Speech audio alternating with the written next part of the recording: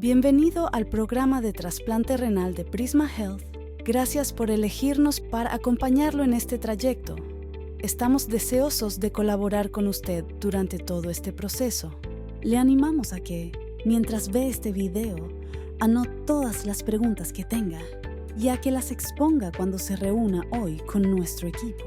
Queremos estar seguros de que, cuando termine su cita de hoy, usted haya entendido bien el proceso del trasplante.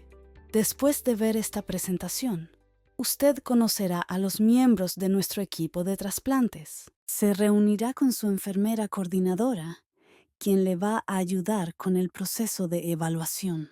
Es posible que se reúna con nuestro cirujano de trasplantes o nefrólogo de trasplantes, trabajador social, farmacéutico, dietista y coordinador financiero. Cada uno de ellos acudirá a su sala de examen y platicará con usted sobre el trasplante desde el punto de vista de su especialidad. Esta sesión de consulta dura unas 3 horas y media. La segunda parte de la evaluación son las pruebas diagnósticas. Las pruebas varían para cada paciente y dependen de su edad, historial médico y de las pruebas que se le hayan realizado recientemente.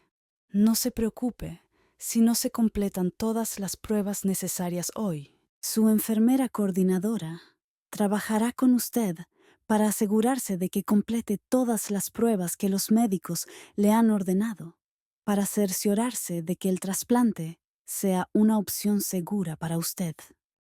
Empecemos hablando un poco de la insuficiencia renal y de las distintas opciones de tratamiento de la enfermedad renal crónica. Como ya sabrá, una opción para su tratamiento es la diálisis. Es posible que ya se esté sometiendo a uno de los tratamientos, ya sea hemodiálisis en la clínica, hemodiálisis en casa o diálisis peritoneal. Otra opción para su tratamiento es un trasplante de riñón. Queremos hacer hincapié en que el trasplante de riñón es una opción de tratamiento, no una cura para la enfermedad renal. La diálisis requiere mucho manejo de cuidado médico, incluyendo viajes frecuentes a un centro de diálisis, análisis de laboratorio, medicación y restricciones dietéticas, pero lo mismo ocurre con el trasplante. Recibir un trasplante de riñón significa cambiar un tipo de tratamiento y cuidados por otro tipo de tratamiento y cuidados. ¿Por qué hacerse un trasplante de riñón? Creemos que el trasplante renal es la mejor opción de tratamiento para muchos pacientes. Un trasplante le libera del tiempo que debe invertir para recibir diálisis. Visitar la unidad de diálisis varias veces a la semana. Tener que pasar varias horas junto a la máquina de diálisis con cada tratamiento. Si usted recibe hemodiálisis, debe soportar piquetes de aguja en cada sesión de diálisis. También debe seguir muchas restricciones dietéticas y de líquidos. Muchos pacientes tienen que tomar aglutinantes de fosfato para ayudar a controlar los niveles de fósforo en la sangre, lo cual puede resultar muy desagradable. A menudo, los pacientes que reciben diálisis experimentan niveles de energía más bajos, y puede ser difícil disfrutar de la vida si la diálisis le provoca agotamiento. Por lo general, un trasplante alivia muchos de estos problemas y mejora la calidad de vida de muchísimos pacientes. Para la mayoría de los pacientes, un trasplante de riñón exitoso representa mayores perspectivas de supervivencia en comparación con la opción de diálisis a largo plazo. Sin embargo, un trasplante de riñón no es para todo el mundo. Entonces, ¿por qué no tratar de recibir un trasplante? Un trasplante es una intervención quirúrgica mayor. Los pacientes permanecen en el quirófano de 2 a 3 horas y en el hospital de 3 a 5 días después de la intervención. Esto puede variar según el paciente. Algunos permanecen en el hospital más de 5 días. Aunque el riesgo es muy pequeño, existe la posibilidad de que el órgano del donante le transmita una infección al receptor. Para tratar de minimizar este riesgo, todos los donantes se someten a pruebas de detección de muchos virus transmisibles, pero existe la posibilidad de que el donante haya estado expuesto a una enfermedad o dolencia en las horas previas a su fallecimiento, lo cual sería indetectable en las pruebas. El cumplimiento de las normas es esencial para garantizar que su trasplante tenga una larga vida. Después del trasplante, deberá tomar medicamentos desde el momento del trasplante y durante todo el tiempo que continúe funcionando en su cuerpo. Estos medicamentos inmunosupresores son necesarios para prevenir el rechazo del riñón. Es muy importante que tome estos medicamentos como se le indica para asegurarse de que su nuevo riñón dure el mayor tiempo posible. Si no puede tomar los medicamentos por cualquier motivo, aumenta el riesgo de que su cuerpo rechace el riñón y tenga que volver a someterse a diálisis. Le animamos a que reflexione en la forma en que toma sus medicamentos actualmente. ¿Puede seguir un horario regular para tomar sus medicamentos o le resulta difícil? ¿Se olvida con frecuencia de tomar sus medicamentos? Es necesario que se evalúe a sí mismo en este sentido, ya que cumplir con sus medicamentos es fundamental para que el resultado del trasplante sea satisfactorio. Mencionamos los medicamentos inmunosupresores. Hablemos un poco sobre su sistema inmunitario y por qué es importante. Su sistema inmunitario lo protege de gérmenes y virus, bacterias y todas las cosas que nos rodean en el medio ambiente que pueden enfermarnos. El sistema inmunitario también participa en la búsqueda de células anómalas, como células cancerosas, y en su destrucción. Por lo tanto, el sistema inmunitario suele ser la primera línea de defensa que lo protege de las infecciones y ciertos tipos de cáncer. Del mismo modo, su sistema inmunitario reconocerá este nuevo riñón trasplantado como un objeto extraño e intentará atacarlo y destruirlo. El rechazo ocurre cuando su cuerpo, su sistema inmunitario, hace lo que cree que debe hacer, es decir, atacar al nuevo riñón y deshacerse de él. Los medicamentos inmunosupresores que tomará después del trasplante suprimen o debilitan su sistema inmunitario para tratar de que no se produzca este rechazo. Cuando suprimimos su sistema inmunitario, estamos reduciendo la capacidad de su organismo para ayudarle a combatir infecciones y determinados tipos de cáncer. Muchas de las pruebas que realizamos y la razón por la cual el proceso de evaluación es tan riguroso es que, además de tratar de asegurarnos de que está lo suficientemente sano para la operación, también queremos saber que tolerará los efectos de la inmunosupresión. Intentamos estar seguros de que podrá soportar la inmunosupresión sin correr el riesgo de desarrollar constantemente infecciones o de que se le desarrolle un cáncer después del trasplante. Puede haber complicaciones debido a la cirugía de trasplante. Siempre que se va al quirófano y se recibe anestesia, existen riesgos como la necesidad de estar conectado a un ventilador o respirador artificial después de la intervención. Algunos pacientes pueden tardar unos días en recuperarse del aturdimiento o la somnolencia de la anestesia, y algunos pacientes padecen de náusea después de la anestesia. Puede haber hemorragias después de la cirugía.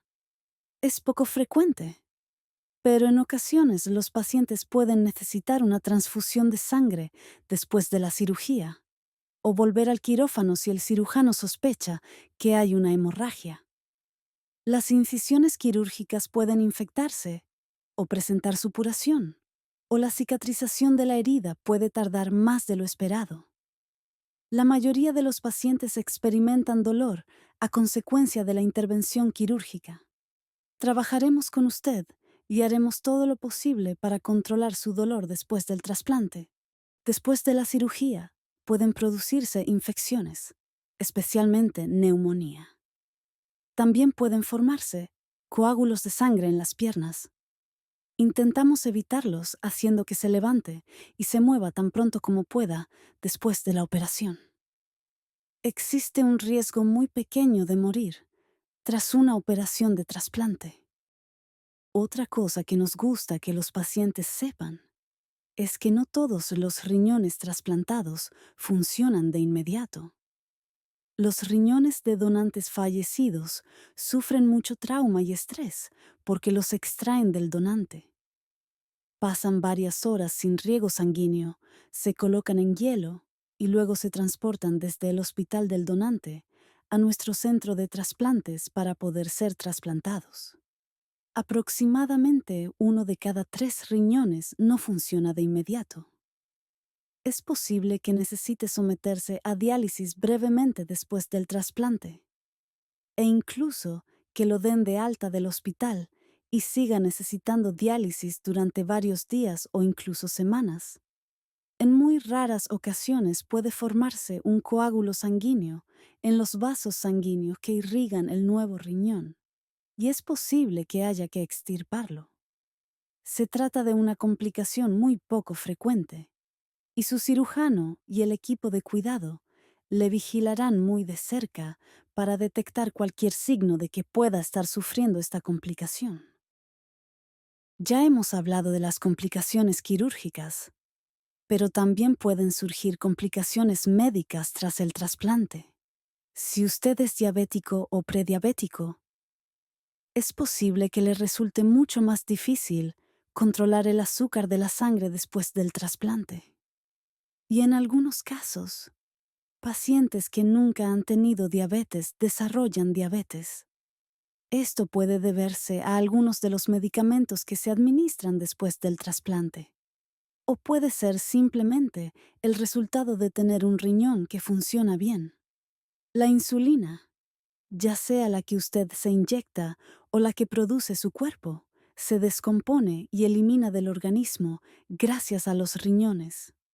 Cuando alguien padece insuficiencia renal, la insulina permanece en la sangre y circula durante más tiempo, lo cual ayuda a controlar el azúcar en la sangre. Después de un trasplante, cuando usted cuenta con un riñón que funciona muy bien, este descompone y elimina la insulina en su organismo mucho más rápidamente. Esto puede ocasionar que sus niveles de azúcar en la sangre sean más difíciles de controlar. Es posible que necesite aumentar su dosis de insulina. O si está tomando medicamentos orales, puede ser que deba empezar a inyectarse insulina. La presión arterial puede ser más difícil de controlar. Luego del trasplante, su cuerpo sufre cambios de tal importancia que su presión arterial puede ser mucho más difícil de controlar. Su colesterol alto puede empeorar debido a los inmunosupresores.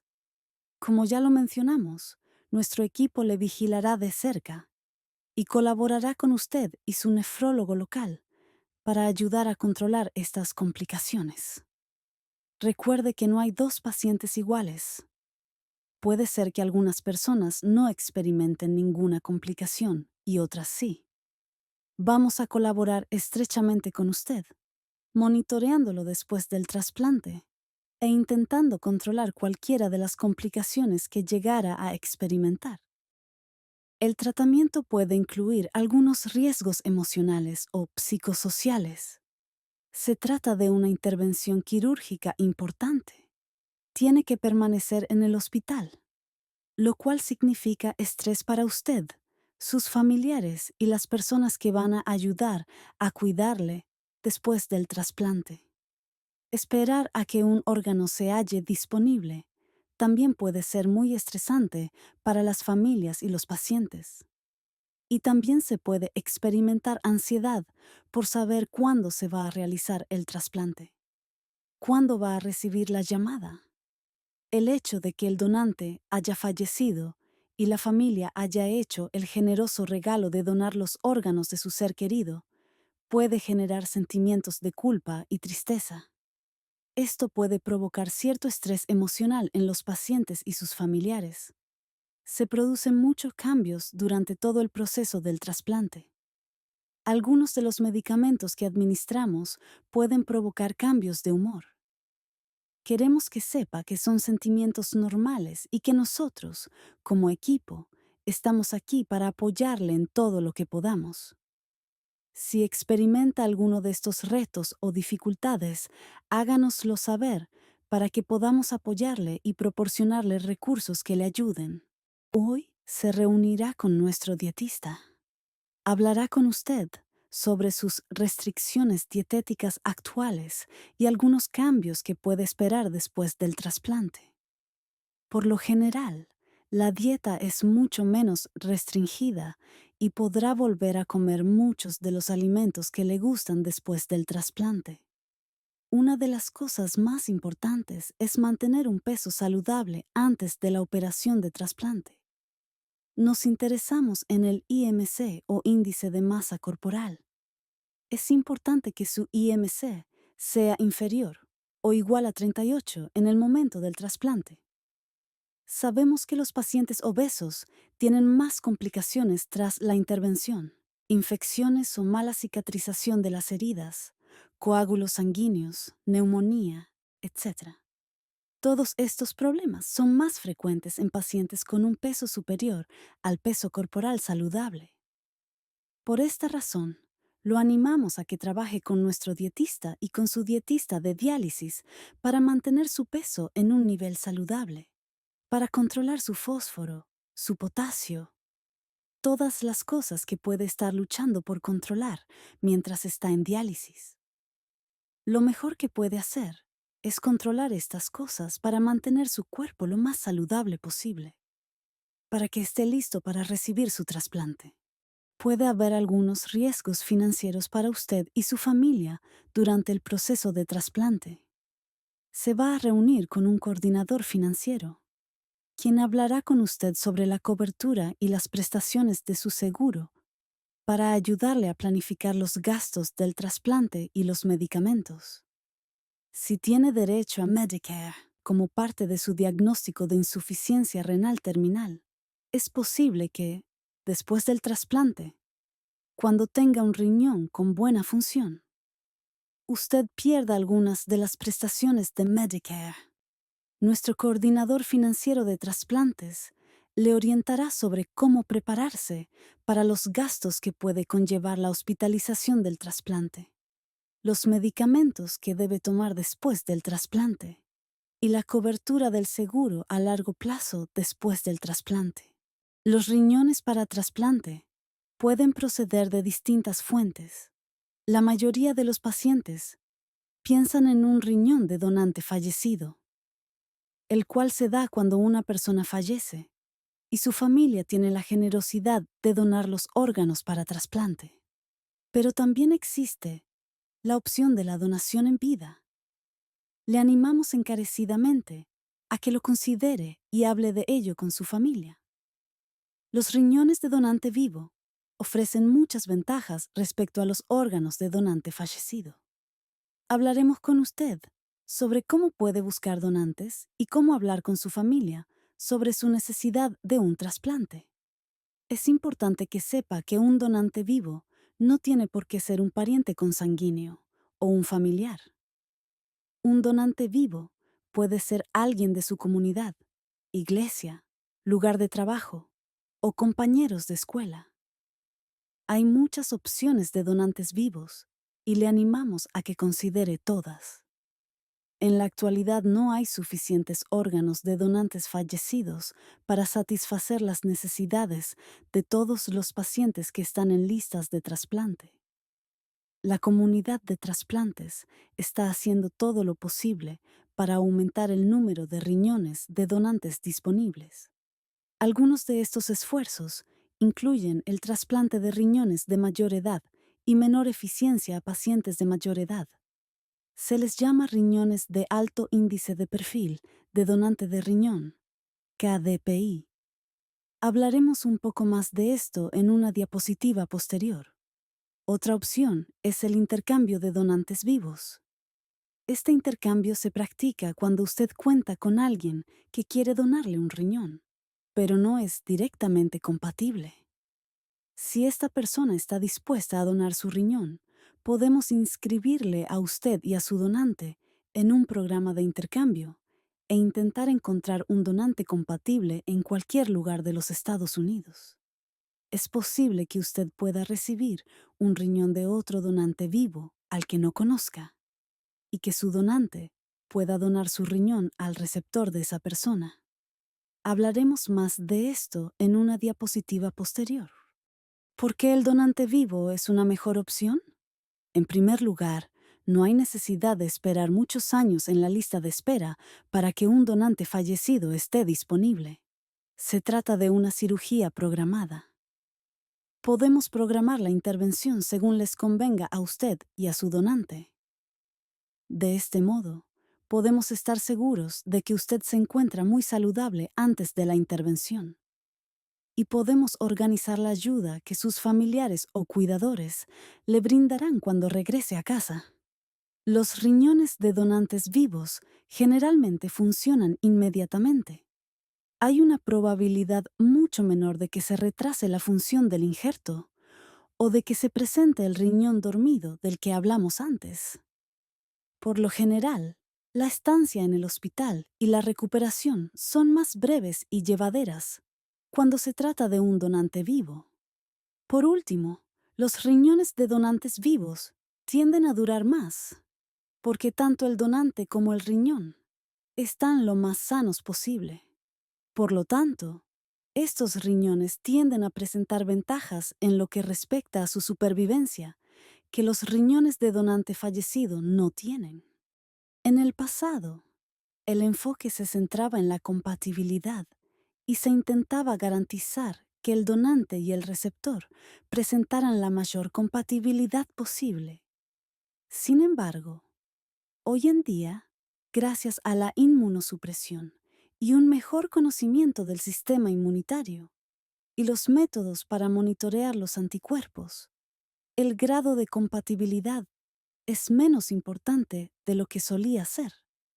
Un riñón de donante vivo, totalmente compatible, puede tener cierta ventaja en cuanto a su supervivencia al compararlo con un riñón de donante vivo, parcialmente compatible, y se considera que ambos son mejores opciones que un riñón de donante fallecido en cuanto al tiempo que puede funcionar un riñón después del trasplante. Puede haber varias razones por las cuales un donante vivo no es compatible para donarle directamente a usted. Es posible que un familiar, un amigo o alguien de su comunidad se ofrezca a donarle un riñón. Si ese riñón no es compatible con usted, es posible que podamos inscribirle a usted y a su donante en un programa de intercambio para identificar un riñón compatible con usted y facilitar un intercambio renal. Tanto usted como su donante deben dar su consentimiento para participar en este intercambio. Hablaremos con usted con mucho más detalle si este llegara a ser su caso. Este diagrama muestra el intercambio de donantes y cómo se emparejan los intercambios. En este caso, la madre no es compatible con su hijo y no puede donarle ningún órgano. A la derecha, el marido quiere donar a su esposa, pero no es compatible con ella. Sin embargo, él es compatible con el hijo y la madre es compatible con la esposa del hombre. Y entonces se produce un intercambio de donantes.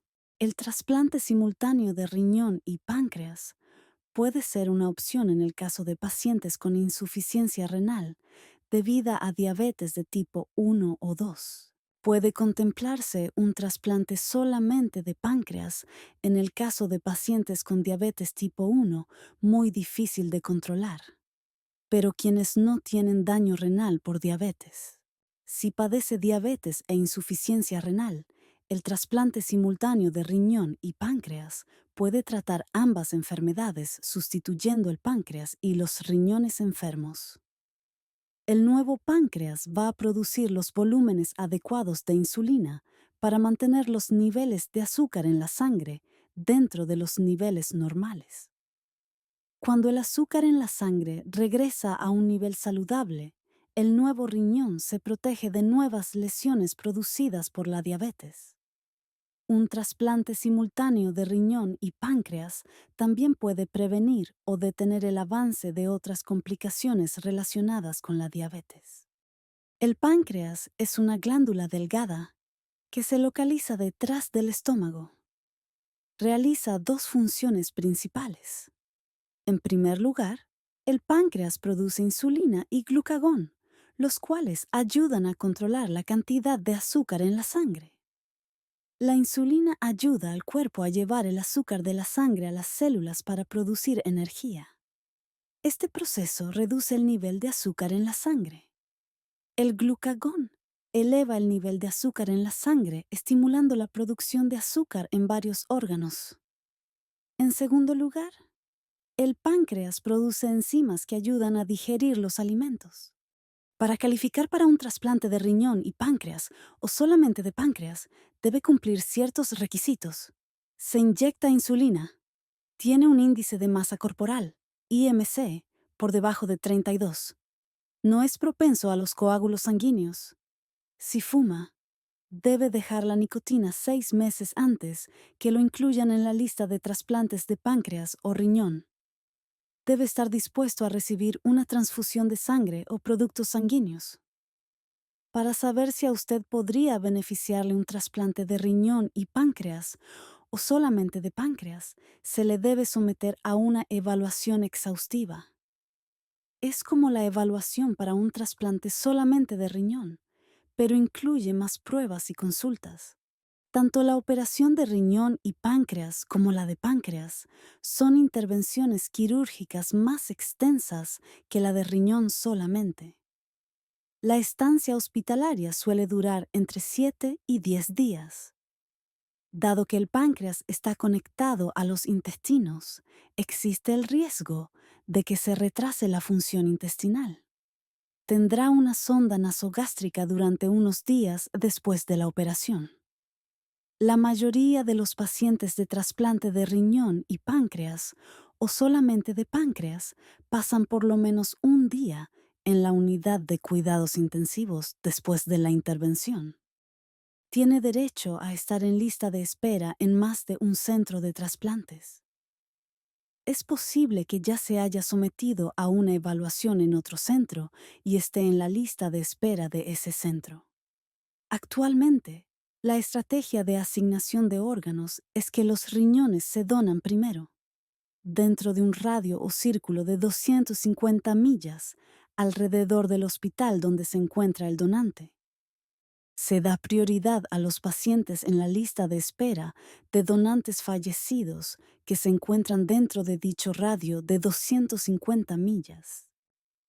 Apuntarse en la lista de varios centros en diferentes áreas puede aumentar la probabilidad de recibir un riñón de hospitales donantes en esa área geográfica. Estar inscrito en 2 centros en un área pequeña no tiene ningún beneficio. Una de las cosas que también hay que tener en cuenta son los retos adicionales, que representan el viajar y trasladarse hasta los otros centros. Si usted vive en el norte del estado de Carolina del Sur, apuntarse en la lista de un centro de trasplantes de otro estado puede ser aún más estresante y difícil para usted y su familia. Tendría que viajar a ese centro de trasplantes para someterse a la intervención quirúrgica y a los cuidados de seguimiento necesarios. Algunos centros pueden exigirle que permanezca cerca durante unas semanas o meses después del trasplante y que vuelva con frecuencia para visitas de seguimiento. Le animamos a que tenga en cuenta todos estos aspectos a la hora de pensar en apuntarse en más de una lista de espera. Si se le incluyó en la lista de espera para trasplante después de iniciar la diálisis, su tiempo de espera comienza el día en que inició la diálisis. Ese mismo periodo de tiempo de espera se aplicará en cada centro en el que se apunte. Por ejemplo, si usted comenzó la diálisis hace 2 años y se apunta en la lista de Prisma Health y de otro centro de trasplantes este año, usted tendría 2 años de tiempo de espera en ambos centros de trasplantes. Si se le evaluó y se le incluyó en la lista de un centro de trasplantes antes de comenzar la diálisis, Su tiempo de espera en ese centro comenzó el día en que lo incluyeron en la lista de espera. Por lo tanto, digamos que, antes de comenzar la diálisis, a usted lo incluyeron en la lista del centro X hace 3 años. Su tiempo de espera en ese centro es de 3 años. Luego, usted comenzó la diálisis hace 1 año y ahora va a estar en la lista de espera de Prisma Health. Su tiempo de espera en Prisma Health sería de 1 año, o sea, desde que comenzó la diálisis. Sin embargo, si así lo desea, usted tiene el derecho de transferir su tiempo de espera del centro X a Prisma Health. Hablaremos con usted sobre sus circunstancias individuales y le ayudaremos con cualquier pregunta que pueda tener si esto se aplica en su caso. Mencionamos con anterioridad que la comunidad de trasplantes busca continuamente formas de aumentar el número de donantes fallecidos y utilizar el mayor número posible de órganos donados. La lista de espera de órganos de donantes fallecidos crece rápidamente año tras año. El número de donantes lleva varios años sin moverse. Simplemente, no hay suficientes órganos de donantes para trasplantes. En las próximas diapositivas hablaremos de algunas de las acciones propuestas para aumentar el número de riñones disponibles para trasplantes. Se trata de programas opcionales. Usted tiene la opción de participar o no. Es una decisión totalmente suya. Sin embargo, su voluntad de considerar estas opciones puede reducir el tiempo que tendrá que esperar para recibir una oferta de órganos. La calidad de los riñones de donantes fallecidos varía. El KDPI o índice de perfil del donante de riñón superior a 85 puede ser difícil de entender. UNOS, la Red Unida para la Compartición de Órganos por sus siglas en inglés, desarrolló un sistema de puntuación para asignar una puntuación o calificación numérica a los riñones. El mejor riñón que se pueda imaginar recibe una calificación de 1. Y el riñón menos deseable recibe un 99. El KDPI tiene en cuenta varios factores, como la edad del donante, si el donante padecía alguna enfermedad o factor particular que pudiera dañar el riñón, la creatinina en el momento de donar el órgano y otros factores. Un KDPI inferior a 85 se considera un riñón bueno y característico. Un riñón con un KDPI superior a 85 es un riñón que no está en excelentes condiciones y que puede presentar cicatrices y funcionar durante menos tiempo que un riñón con un KDPI inferior. Un KDPI superior a 85 puede durar entre 5 y 6 años, en lugar de los 10 años que cabría esperar con un riñón de donante fallecido con una puntuación de KDPI inferior. Algunos pacientes pueden optar por aceptar uno de estos riñones con KDPI más alto. Esta puede ser una buena opción, especialmente en el caso de pacientes de mayor edad que no pueden esperar 5 o más años a que se halle disponible un órgano, ya que los riñones con KDPI más alto pueden estar disponibles más pronto que un riñón estándar.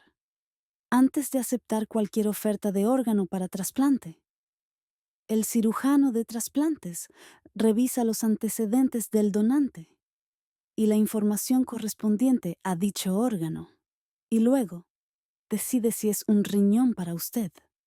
La prioridad de nuestros cirujanos y nefrólogos es que usted obtenga los mejores resultados. No le ofreceremos un riñón que no creamos que le va a dar buenas posibilidades de éxito. Se le va a pedir que firme un consentimiento en el que usted indica si está interesado en que le ofrezcamos un riñón con un KDPI alto. No aceptaremos un riñón de alto KDPI a menos que usted haya dado su consentimiento para que lo tengamos en cuenta. Otra forma de aumentar el número de riñones disponibles para trasplante es trasplantar riñones de pacientes positivos a la hepatitis C a personas que no tienen hepatitis C.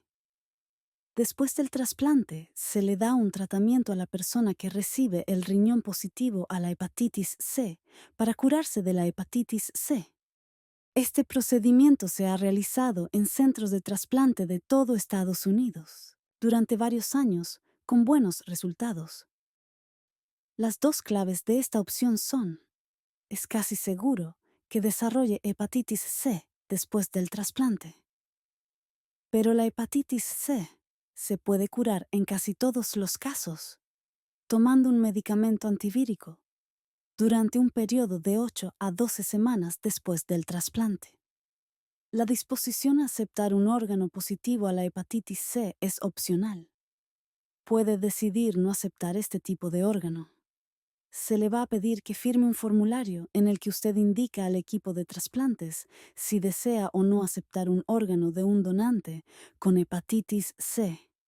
Si está dispuesto a considerar la oferta de un órgano de un donante positivo a la hepatitis C, puede reducir el tiempo de espera. Del mismo modo, pueden trasplantarse riñones positivos a la hepatitis B a pacientes que han recibido la vacuna contra la hepatitis B y presentan niveles de anticuerpos apropiados como para que se les considere inmunes a la hepatitis B. Como paciente de diálisis, es probable que usted haya recibido la vacuna contra la hepatitis B. Hoy vamos a realizarle análisis para asegurarnos de que usted ha recibido la vacuna y cuenta con anticuerpos. Si tiene suficientes anticuerpos contra la hepatitis B, usted podría recibir un riñón de un donante que haya estado expuesto anteriormente a la hepatitis B. Y sabemos que estaría protegido contra este tipo de hepatitis. Por el momento, no aceptamos órganos de donantes con una infección activa de hepatitis B. Le agradecemos que haya confiado en nosotros el proceso de su trasplante y esperamos poder responder a todas sus preguntas. No dude en plantear cualquier pregunta cuando se reúna hoy con los proveedores de salud. Haremos todo lo posible para responder a sus preguntas antes de que se vaya. No dude en ponerse en contacto con nosotros si tiene cualquier otra pregunta o duda que le surja durante este proceso. Gracias por prestarnos su atención.